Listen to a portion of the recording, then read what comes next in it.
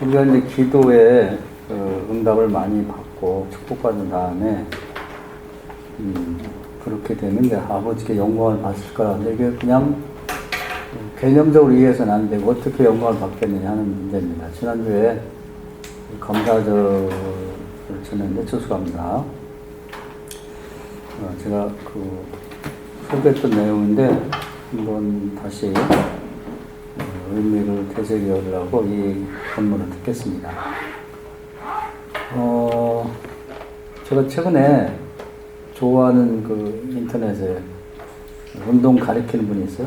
정선근이라고. 근데 그분이 하는 얘기 중에 귀담아 들을 만한 얘기 있더라고. 뭐냐면 사람이 건강이 언제 좋아지냐면은 운동할 때가 아니고 운동하고 쉴 때 좋아진대요. 그리고 애들도 놀 때 크는 게 아니라 잘 때 큰다는 거예요. 근데 우리가 평범한 것 같은데 잘 생각하지 않고 지내는 부분이거든요. 그래서 제가 그 얘기를 듣다가 우리 신앙이 언제 크냐면 기도 응답받고 축복할 때 크는 게 아니라 응답받고 난 다음에 감사할 때 큰다. 그런 깨달음이 있었어요. 그래서 제가 그 문제를 심각하게 생각해 봤습니다.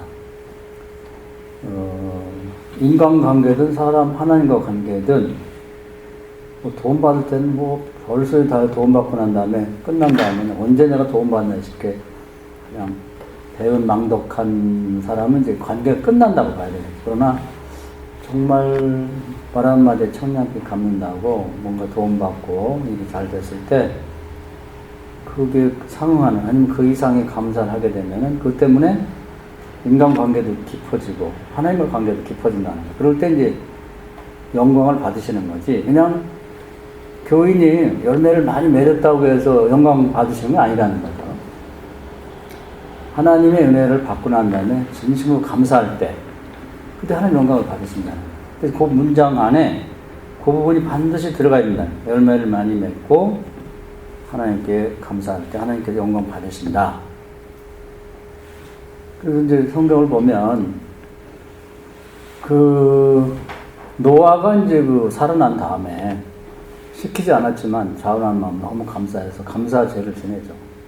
몇 마리 안 되는 짐승과 새 중에서 살아난 게 얼마 안 되잖아요. 근데 그 잡아갖고 희생제사를 바치면 하나님이 굉장히 감동하셨어요. 그 다음에 과분할 정도의 축복을 주십니다. 그래서 바친 거를 축복해서 내주면서 생육하고 번성할 거다. 그래서 불과 얼마 안 되는 짐승이었지만 전 지구를 다 뒤덮을 만큼 이제 그 새와 짐승이 축복을 받죠.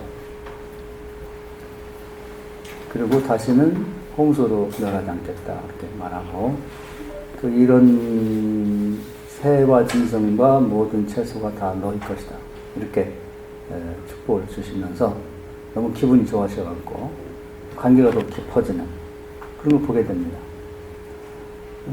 또 야곱 같은 경우도 보면요, 아브라함부터 해보니까 아브라함도 이제 가나안 땅에 갔을 때 하나님이 세 가지 축복을 주시니까 너무 감사해서 시키지 않았지만 그 제사를 드리죠.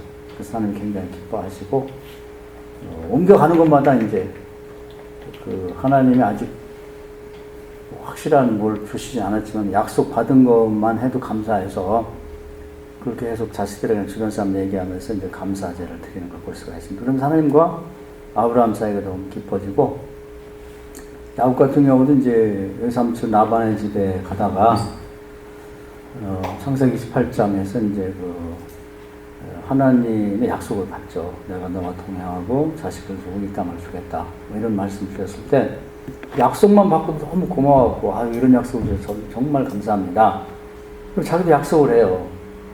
이 대목이 굉장히 중요합니다. 약속 받았을 때부터 우리가 이제 좋은 말 한마디 해줬을 때도 평생 그걸 감사하는 사람이 있어요. 제가 그때 정말 어려웠는데 그때 적절한테 그 말을 좀 해주셔서 얼마나 도움이 됐는지 평생 잊지 못합니다. 제가 언제든지 어느 기회가 되면 제가 정말 신세 갖겠습니다.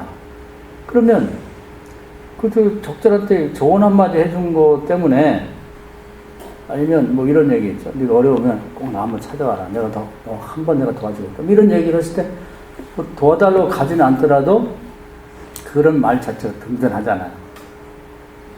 그래서 그때 저 용기를 얻었습니다. 정말 감사합니다. 그런 얘기를 자꾸 할 때, 그 말밖에 안 해줬는데 그 고마워하는 사람을 생각하면 그 얘기해준 사람이 뿌듯한 거야. 다른 사람이 볼 때도 그냥 뭐 좀 대단하다, 훌륭한 분이나 그러면서 다른 사람을 통해서 영광을 받게 되는 거죠. 이 감사는 그만큼 중요한 거죠. 다윗 같은 경우가 이제 더 그런 것 같아요. 다윗은 자기 시골에 보잘것없는 목동의 자식으로 태어나가지고 하나님 은혜로 왕도 되고 왕궁을 잘 짓고 거기서 이제 잠을 자게 될 때 잠이 잘 안 와요. 왜냐하면 얼마 전까지만 해도 사울왕에 쫓겨다니면서 천막집에서 그냥 아니면 노숙하며 살았는데 내가 이런 좋은 집을 살다니 이게 다 하나님 은혜지. 그게 굉장히 중요한 거예요. 지가 잘나 그런 게 아니라. 그래서 자기 결심을 합니다. 나에게는 좋은 집을 주셨는데 하나님, 나는 뭘로 보답할까? 하나님은 아직도 광야에 쓴 그 다 낡은 곰팡이 난 그런 천막에서 하나님 집이라고 계획이 있구나. 그리고 거기 가보니까 법궤도 없어져가지고 저 기리한 여름에 방치되어 있고 잠이 안 오는 거예요. 이건 말이 안 되지 않냐. 경우가 없는 짓이다. 내가 세상에 가장 좋은 재료로 가장 아름다운 집을 하나님한테 줘서 바쳐야겠다. 그런 마음, 그 감사하는 마음이죠. 그 하나님은 그 마음에 감동하신 거예요. 그래서 나단 선지자를 불러서 그런 얘기를 하니까 거기 보면 하나님이 인간을 창조하고 항상 후회하시고 한탄하셨거든요. 저것들을 왜 만들어갖고 내가 이렇게 속을 썩나 그랬는데 아마 노아 이후 아니면 아담 이후에 가장 기뻐하신 것 같아요. 하나님이 너무 기뻐가지고 야, 내가 누구한테 내 집 져달라 소리 한 번 안 했는데 어쩜 넌 그런 생각을 다 했냐. 네가 나를 아버지같이 대하는구나. 내가 너를 자식같이 대하겠다.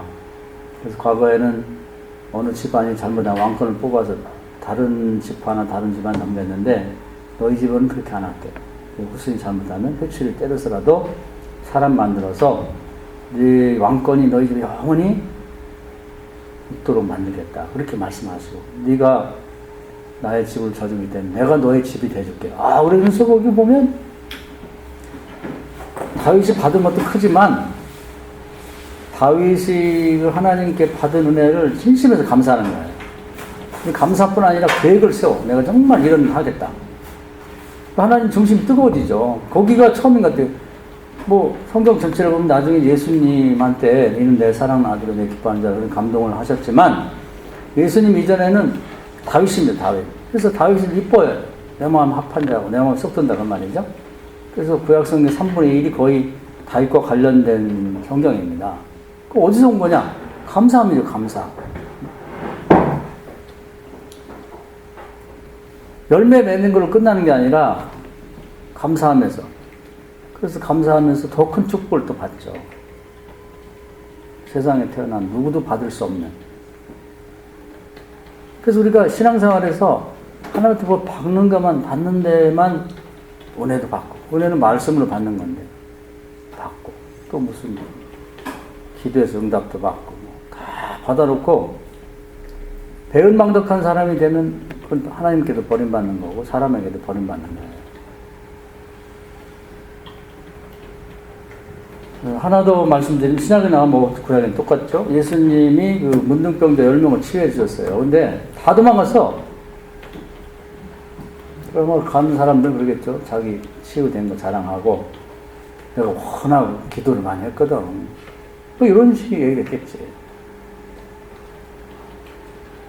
한 명이 돌아와서 감사합니다. 그 말이 그렇게 어렵단 말이에요. 감사가 정말 어려운 거예요.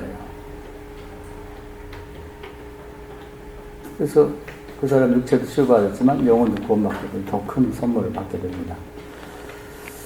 그래서 우리가 친구 없는 사람들 대부분 감사할 줄 모르는 사람 친구가 없어요. 그리고 고독하고 외로워. 지가 잘났거든. 요즘에 제가 사사기를 새벽기도 시간에 있는데 그 기도원 얘기를 보면은 적들이 대략 뭐 정확지 않지만 세 나라가 왔기 때문에 15만 명 되지 않을까 추정을 하는데 기도원이 전쟁하려고 모은 사람들이 보니까 32,000명이에요. 근데 두렵고 떨려고 후회한 사람들이 다 가라 그래요. 그래서 10,000명 남습니다. 근데 하나님 뭐라고 하냐면은 32,000명일 때나 10,000명일 때나 니네들이 요 정도만 있어도 전쟁 이기면 니네 손으로 이겼다고 자랑할 거다. 자랑이란 말이 나옵니다. 감사할지 모르는 거지. 우리들이 뭐 건강하게 싸웠거든. 우리가 뭐 머리가 좋거든. 그래서 다 돌려보내고 또 뭐 물 먹으라 했을 때 뭐 저기 어디 있는 경계를 늦추고 무슨 무기 다 버리고 그냥 개처럼 엎드려서 물 먹는 사람 다 보내고 300명 남았어요. 300명 남은 다음에 300명하고 15명을 물리셨는데 지네들 제주를 했다고는 안 하겠지. 하나님이 감사를 가르치려고 그렇게까지 하시는 거예요. 근데 우리는 기도 응답받는 얘기, 말씀에 은혜 받는 얘기만 계속 가르친다고. 얼마나 더 은혜를 받아야 돼? 그래가지고 뭐 자기네 목사가 하는 것만 더 부족하니까 뭐 인터넷 통해서 뭐 다른 목사의 설교를 구독해놓고 계속 보고 뭐 또 CTS 정기적으로 보고 뭐 라디오도 그래서 어쩌자는 거예요. 그 많은 은혜를 받은 다음에 감사를 보면 아무 소용 없는 거예요.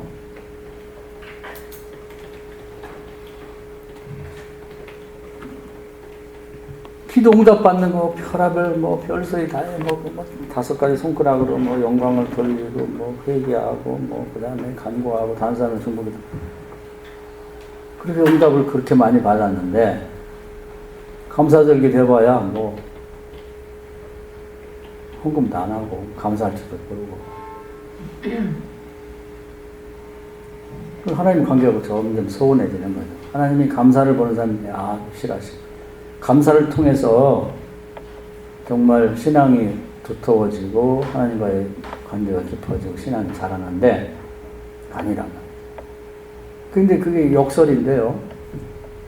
운동도 열심히 하고 그만큼 쉬어줘야 되는 거예요. 그때 건강이 좋아진다는 거예요.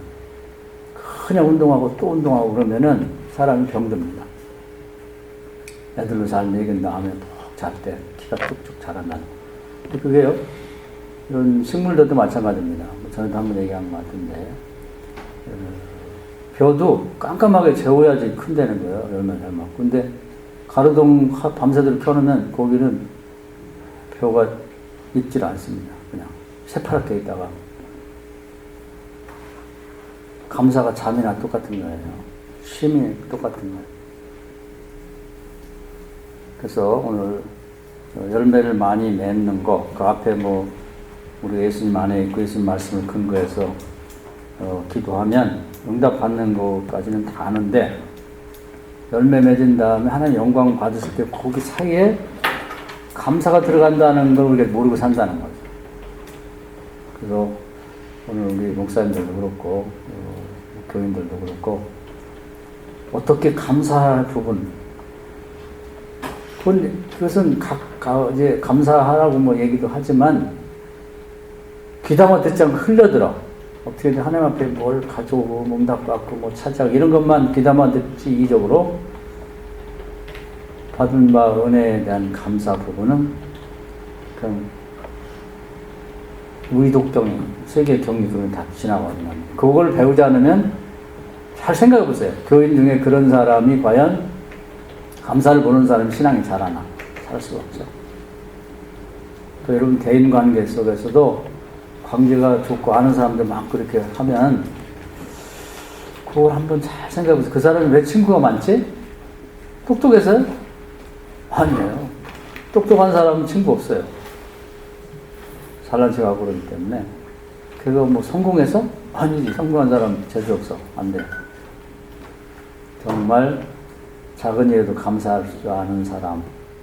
그런 사람 주변에 사람이 있고 인간관계가 깊고 그렇게 되는 거예요. 그래서 감사의 말 한마디 천냥빛 감사하고 정말 감사한 진심을 다하면서 감사할 줄 아는 말도 할 줄 알아야 되고 하나님 앞에도 그렇고 또 사람과의 관계 속에도 정말 진심을 다해 감사할 줄 알고 작은 일에도 그리고 또 감사를 표현할 줄 아는 정성을 다해서 고맙다고 한다는 것이 무슨 저희 먹던 음식 갖다 주고 막 입도 놓고 그러다 정말 고마워서 이런 거 말고 자기에게도 귀한 것 그것을 상대방에도 줄 줄 아는 그런 관계를 감사함으로 유지해야 된다는 얘기입니다. 오늘 감사절 지내면서 이 말씀에 은혜가 되기를 주의 이름으로 축원합니다. 아멘.